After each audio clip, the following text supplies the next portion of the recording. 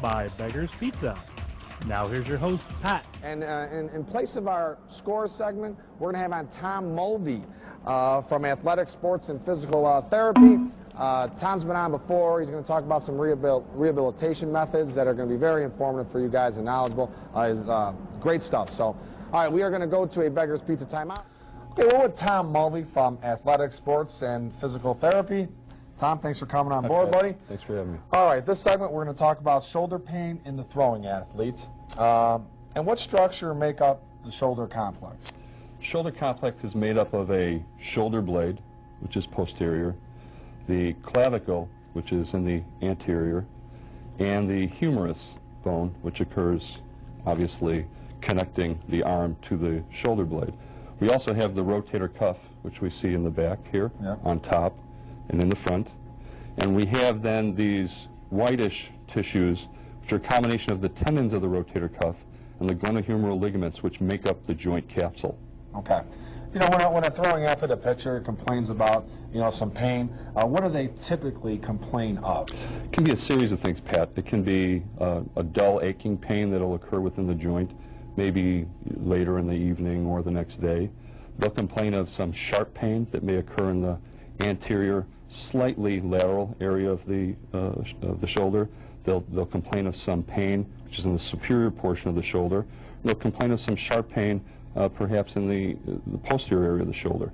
They'll complain of having weakness, the arm kind of feeling tired, and the arm feeling kind of stiff. Yep. And all of those things are part of a process that starts to occur within the joint. Okay, and so what happens to the shoulder of a throwing athlete? A series of things, Pat. One is that the position of this shoulder blade to clavicle to humeral position is critical, and the muscles that are around it are vital. The rotator cuff muscles are what's called dynamic stabilizers. They help to keep the humerus bone connecting to the structure of the scapula itself. There's a labrum inside that you'll hear a lot of people talk about. That labrum is an attempt by the tissue to take the connection of these ligament tissues to give more surface area to this humeral bone and to give a better stability in the joint. The ligaments are a passive stabilizer. They are providing stabilization to occur there, and in combination with everything else, trying to make a very, very mobile joint very stable. The problem is, weakness occurs that changes the position of the shoulder blade, changes the position of the humeral head, and results in a less efficient system working. Yep. So what should parents be concerned about?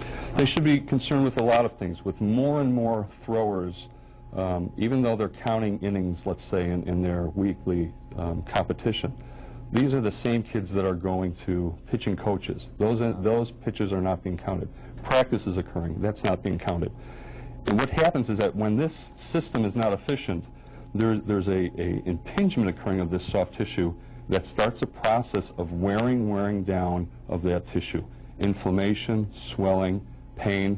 The tissue is being worn down over a series of years that can have a detrimental effect. Okay. All right, Tom. Very informative. Thank you very much. Thanks, Pat. Thanks for having me. All right.